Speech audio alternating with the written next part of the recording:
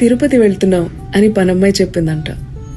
సరే ఇదిగో ఈ 100 రూపాయలు దేవుడి వరకు చేరేలా చూడు అని ఓనర్ అమ్మ 100 రూపాయలు తీసి తన చేతిలో పెట్టింది. వెంటనే తన కొంగుకి ఆ 100 రూపాయలు కట్టేసుకుంది పనమ్మాయి. కుటుంబంతో సహా రైల్వే స్టేషన్ రీచ్ అయిపోయింది తిరుపతికి ట్రైన్ ఎక్కడానికి. రైల్వే స్టేషన్లో ఒక ముసీలావిడ అడుక్కుంటోంది.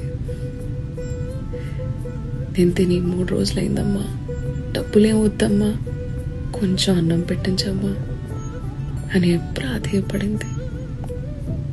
ఆమెని చూసి మనసు కరిగిపోయింది ఈ పనమ్మాయికి. ఓనర్ అమ్మకి ఎలాగో తెలియదులే అని అనుకుంటూనే తన కొంగులో ఉన్న 100 రూపాయలు తీసి ప్లేట్ మీల్స్ కొని ముసలామ్మకి పెట్టేసింది. ట్రైన్ ఎక్కేసింది.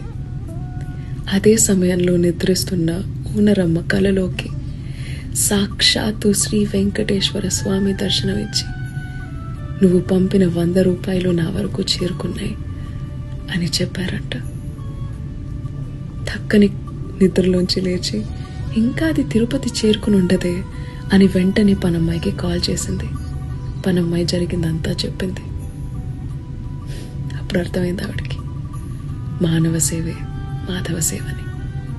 చిన్న కథ నచ్చిందా?